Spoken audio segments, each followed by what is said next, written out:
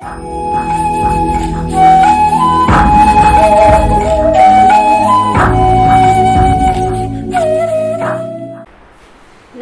सभी को, good morning, good afternoon, शब्बा खैर, सब कुछ, सारी विशेस। तो आज हम शुरू करने जा रहे हैं एक बहुत ही खूबसूरत सी दुनिया, बहुत ही खूबसूरत सा अध्याय, क्वांटम मैकेनिक्स। तो इससे पहले कि हम क्वांटम मैकेनिक्स की दुनिया में आगे बढ़ें, हमें पता होना चाहिए कि ओरिजिन ऑफ क्वांटम मैकेनिक्स कहाँ लाई कर रहा है, क्वांटम मैकेनिक्स है क्या, क्यों इसकी ज़रूरत पड़ी, what was the need to develop quantum mechanics. आप लोगों ने +1 क्लास के अंदर लोअर में पढ़ा होगा कि there are 3 domains in physics, जिसके अंदर फिजिक्स अलग अलग प्रॉब्लम्स को हैंडल करती है। First one is macroscopic domain, mesoscopic domain, microscopic domain. Macro के अंदर लार्जर ऑब्जेक्ट की स्टडी, मीजो के अंदर ग्रुप ऑफ पार्टिकल्स की स्टडी, एंड माइक्रो के अंदर very very very very small, जिनको हम देखते नहीं हैं।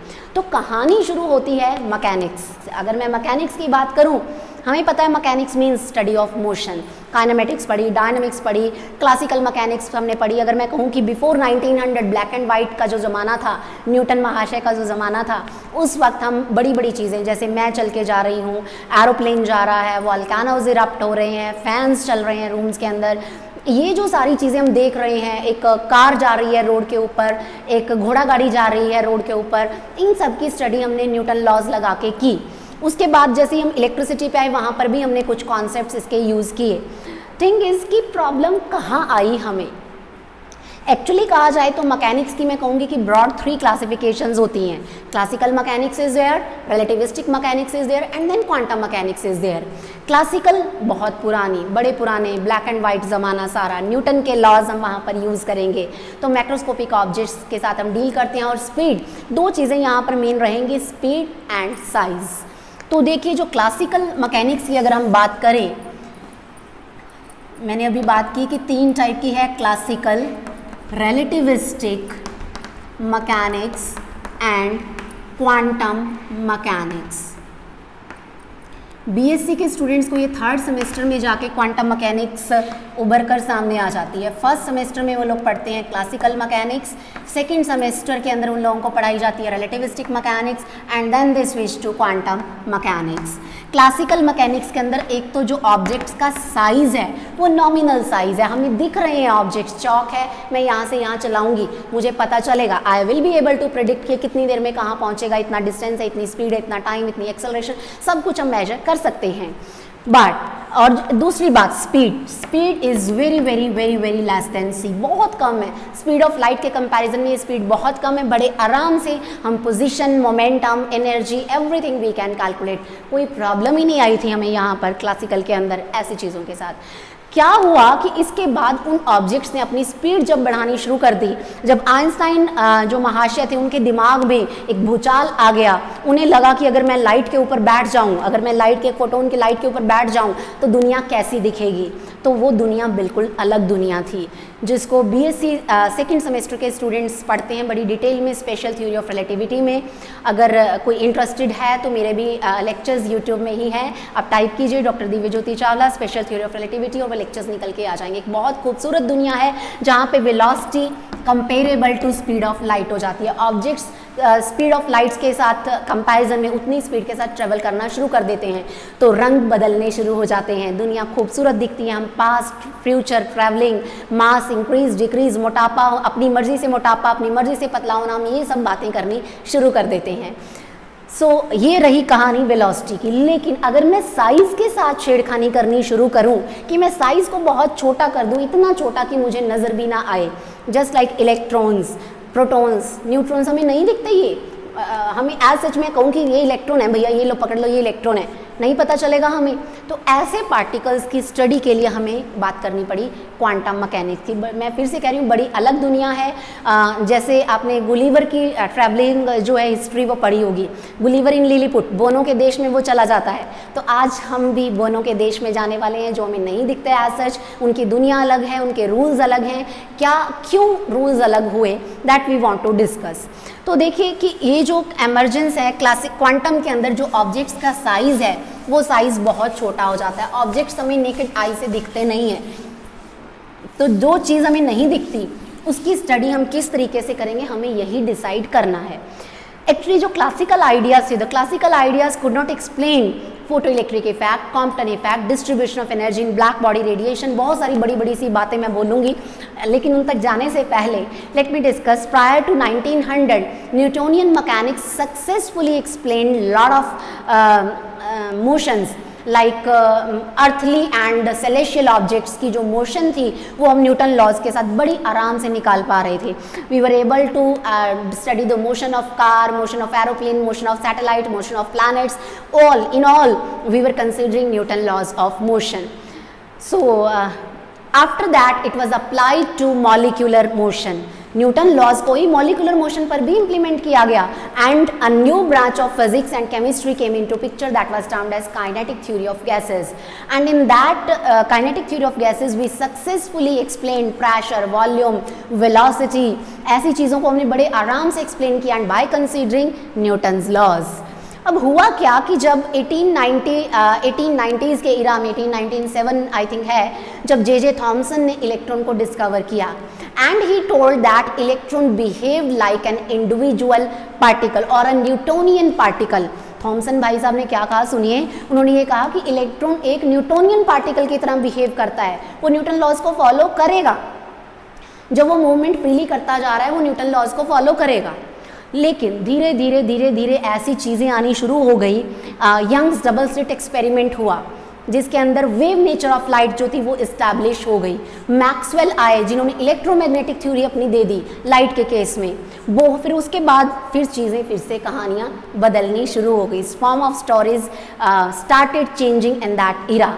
तो बोहर्स थ्योरी फिर से आई, हमें पता है थॉमसन के बाद रदरफोर्ड, रदर के बाद बोहर ने एक्सप्लेन किया कि ये एटम है, ये क्वांटाइज लेवल्स हैं, ये एंगुलर मोमेंटम एंड ब्ला ब्ला ब्ला ब्ला, आप सबको पता है. तो देखिए जो बोहर्स थ्योरी थी आपको ये पता है कि that is also not adequate to explain all the properties of atoms. अब मैं ये कहूँ कि बहुत सारे फ्लॉज उस थ्योरी में भी थे. Bohr's theory could not explain the spectra of many electron system. एक से ज़्यादा इलेक्ट्रॉन जैसे हम किसी एटम के अंदर ले लेते हैं तो बोहर्स थ्योरी टाएं फिश हो जाती है वो. तो वहाँ पर प्रॉब्लम्स क्रिएट होनी शुरू हो गई. मतलब रेडियो एक्टिविटी की जब हम बात करें, ब्लैक बॉडी रेडिएशंस की जब हम बात करें, फोटो इलेक्ट्रिक इफेक्ट की हम बात करें, कॉम्पटन इफेक्ट की हम बात करें, तो ये जो सारे फिनोमिना थे इन्होंने साइंस कम्युनिटी को एनकरेज किया, इनको फोर्स किया कि इनको एक्सप्लोर किया जाए, इनको इनकी एक्सप्लेनेशन एडिकेटली दी जाए. तो इसके लिए फिर मैं कहूँ कि अवतार की तरह उभर कर आया प्लैंक्स रेडिएशन लॉ. तो प्लैंक जो थे उन्होंने 1900 के अंदर अपनी एक प्लैंक्स रेडिएशन थ्योरी दी. His idea was used by Einstein to explain photo electric effect. Planck का ही आइडिया था जिसको आइंस्टाइन ने यूज़ किया फोटो इलेक्ट्रिक इफेक्ट में और नोबेल प्राइज़ हथिया लिया. तो चलो देखिए जो चीज़ें हैं कि क्यों एमर्ज हुई, what is the need of quantum mechanics. इसके अंदर अगर मैं बात करूं तो इसके अंदर फर्स्ट जो चीज़ आती है कि कौन कौन से ऐसे फिनोमिना थे जिन्होंने हमें फोर्स किया. And first one I will definitely से जो ड्यूअल नेचर ऑफ मैटर. पहले मैं ड्यूअल नेचर ऑफ लाइट की बात करूँगी. Dual nature of light, Young's double slit experiment है, इंटरफेरेंस, डिफ्रैक्शन, ये ऐसे फिनोमिना थे जिन्होंने इस्टेब्लिश किया कि लाइट जो है वो वेव नेचर रखती है. मैक्सवेल ने कहा कि electromagnetic nature is considered by light. उसके बाद प्लैंक आए. प्लैंक ने ये कहा कि नहीं नहीं नहीं भैया, ये तो पार्टिकल्स हैं, फोटोन है, इसकी energy is equal to h nu and blah blah. इसका मतलब क्या हुआ कि लाइट के पास दोनों टाइप के बिहेवियर हैं, ये आना शुरू हो गया, इस्टेब्लिश होना शुरू हो गया. अब ड्यूअल नेचर ऑफ लाइट जब आया तो फिर से कहानियाँ बदलनी शुरू हो गई. अब इसको पार्टिकल माने, इस पर न्यूटन लॉज लगाएं कि इसको रेडिएशन माने, इसको एनर्जी माने, क्या करें. तो हम दुविधा में फंसे हुए थे. इसी बीच में डिस्क्रीट एनर्जी लेवल्स की जो बात थी, डिस्क्रीट मैं कहूँ कि प्रॉपर्टीज़ का जो डिस्क्रीट होना था, discrete nature of various physical properties like angular momentum, like energy, इन्होंने भी प्रॉब्लम क्रिएट करनी शुरू कर दी. Second one was discrete nature of various physical quantities. क्योंकि जो क्लासिकल मैकेनिक्स है ये एनर्जी को क्या मानती है, कॉन्टिन्यूस मानती है. लेकिन क्वांटम के अंदर प्लैंक ने जो अपने पॉस्टुलेट दिए उनमें उन्होंने कहा कि energy is discrete. Fixed values he available है एनर्जी की और वैल्यूज़ अवेलेबल नहीं है इन छोटे छोटे पार्टिकल्स को. छोटी छोटी एनर्जीज़ या टुकड़ों में एनर्जीज़ मिलती हैं इनको. यहाँ से फिर से कहानियाँ बदलनी शुरू हुई. इसके बाद फिर से आया वो लॉ, वो हाइपोथेसिस जिसने हमारी दुनिया को बदल के रख दिया, डी ब्रॉगली हाइपोथेसिस या ड्यूअल नेचर ऑफ मैटर. जहाँ से सारा सिनेरियो बदल कर रख दिया गया फिज़िक्स का। और मैं कहूँ कि उसके बाद एरविन श्रोडिंगर आए, जिन्होंने अपने तरीके से एक्सप्लेनेशन दी कि किस तरीके से पार्टिकल्स इस क्वांटम रिजाइम के अंदर मूव करते हैं। तो ये जो सारी कहानियाँ थी, या मैं कहूँ कि classical mechanics was fail to explain photo electric effect, classical mechanics was fail to explain Compton effect, classical mechanics was fail to explain dual nature of light and dual nature of matter. That is why हमें एक नई branch की ज़रूरत थी जो इन सारी चीज़ों को हैंडल करे। उस ब्रांच को क्या नेम दिया गया? Quantum mechanics. अगर मैं पोस्टुलेट्स ऑफ क्वांटम मैकेनिक्स की बात करूं, if I talk about postulates और features of quantum mechanics, postulates of quantum mechanics और फीचर्स। अब पहले क्वांटम मैकेनिक्स, क्वांटा वर्ड से ये क्वांटम ओरिजिनेट हुआ। क्वांटा मीन्स बंडल, पैकेट, छोटे छोटे पैकेट्स के अंदर एनर्जी लेने वाले पार्टिकल्स की स्टडी हम किसमें करेंगे? क्वांटम मैकेनिक्स में, जो बहुत छोटे हो जाएंगे। सो 1901 के अंदर, अब हम शुरू करते हैं अपना अध्याय कि 1901 के अंदर मैक्स प्लैंक थे, जिन्होंने कुछ पोस्टुलेट्स दिए, जिन्होंने कहा कि भैया ये पॉइंट्स हैं जिनको क्वांटम मैकेनिक्स फॉलो करेगी और इनके बिहाफ पे, इनके बेसिस पे ये आगे बढ़ेगी। So in first point he was saying a black body contains a large number of oscillating oscillators vibrating with all possible frequencies. He said a black body contains a large number of oscillators vibrating with all possible frequencies. ये हमने माना पहले, all possible frequencies. उन्होंने माना कि अलग अलग possible frequencies के साथ जो ब्लैक बॉडी है उसके अंदर ऑसिलेटर्स हैं, वो ऑसिलेटर्स ऑसिलेट करते हैं। अब जो ऑसिलेटर ऑफ फ्रीक्वेंसी न्यू है, that can exist in energy state represented by integral multiple of Planck's constant. अगले स्टेप के अंदर वो बात करते हैं कि फ्रीक्वेंसीज तो चलो हो सकती हैं, लेकिन जो एनर्जी होगी, the oscillator of frequency nu can exist in particular energy state. An oscillator having frequency new,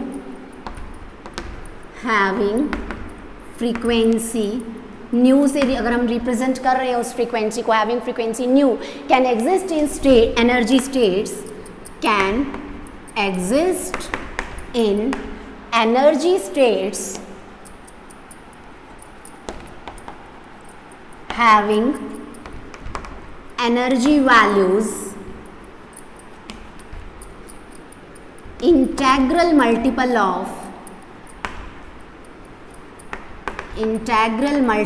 of a constant called Planck's constant. मतलब E is equal to NH nu, उन्होंने कहा कि एनर्जी होगी। H is Planck's constant having value 6.626 भी आप लोग बोल देते हैं, otherwise you may write its value 6.625 भी आप कह सकते हैं इसको, इनटू 10⁻⁻34 जूल्स सेकेंड। इसको हम बोलते हैं प्लैंक्स कांस्टेंट, कि इसके टर्म्स में एनर्जीज डिफाइन की जाएंगी। मिनिमम वैल्यू किसी भी एनर्जी की क्या हो जाएगी? E is equal to H into nu. उसके बाद ये बात की गई कि जो बोहर का कॉन्सेप्ट था वही उन्होंने यूज़ किया कि oscillator emits energy only when it passes from higher energy level to lower energy level. तभी ये एनर्जी को, और अगर लोअर टू हायर जाता है तो ये एनर्जी एब्जॉर्ब करेगा। So an oscillator, third one is an oscillator will emit. मतलब यहाँ इन्होंने क्लासिकल और क्वांटम के अंदर एक ब्रिज इस्टेब्लिश करने की कोशिश की। ये जो मैं बार बार ऑसिलेटर बोल रही हूँ, आपको लग रहा होगा कोई पार्टिकल है, और उस पार्टिकल को ये नाम क्या देंगे? फोटोन का नेम देंगे, कि बंडल ऑफ लाइट, जिसको हम अपने अगले लेक्चर्स के अंदर डिस्कस करेंगे। तो देखिए, एन ऑसिलेटर विल एब्जॉर्ब, और एमिट कर लीजिए, an oscillator will emit energy, emit radiation or energy if it jumps from higher level to lower level, higher level to lower level, and vice versa. Vice versa मतलब अगर lower level से higher level पे जाएगा तो उतनी ही energy को absorb भी करेगा. जैसे मान लीजिए मेरे पास दो लेवल्स हैं, एक लेवल है E1 एनर्जी का, एक लेवल है E2 एनर्जी का, और अगर यहाँ पे ऑसिलेटर या इलेक्ट्रॉन पड़ा हुआ है, यहाँ पे oscillator word means electron, particle, छोटू सा पार्टिकल, वो हायर लेवल से लोअर लेवल पर जब जाएगा तो इस गैप के बराबर की एनर्जी को रिलीज करेगा. मतलब E2 माइनस E1 किसके इक्वल हो जाएगा? एमिटेड रेडिएशन की एनर्जी के इक्वल. और अगर यही इलेक्ट्रॉन लोअर लेवल पे पड़ा हुआ है और इसको एनर्जी एब्जॉर्ब करके ऊपर जाना है तो जो यहाँ से फोटोन आएगा h न्यू, उसकी एनर्जी क्या होनी चाहिए? E2 minus E1. आइंस्टाइन ने इन्हें रेजोनेंट रेडिएशंस का नेम दिया कि रेजोनेंस होनी चाहिए, मैचिंग होनी चाहिए, तभी जो रेडिएशन है वो एब्जॉर्ब या लूज की जाएगी. उसके बाद अगर अगले पॉइंट में मैं बात करूँ in number 4, phenomena of interference, diffraction, polarisation, all represent interaction of radiation with radiation. So I am writing next point, fourth one.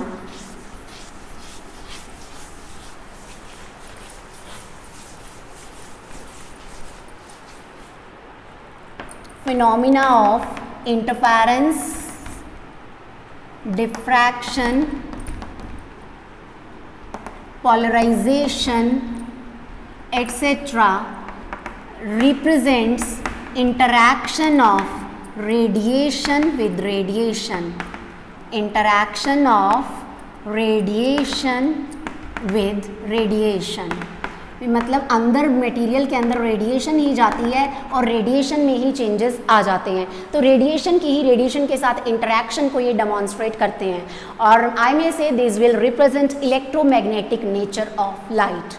और इसके बाद के अगर मैं अगले light, basically these are not postulates of quantum mechanics, we में से the behaviour of radiation हमें कहना चाहिए. This will be light radiation behaviour occurs in 3 categories. और यू में से रेडिएशन बिहेवियर कि रेडिएशन किस तरीके से बिहेव करेगी.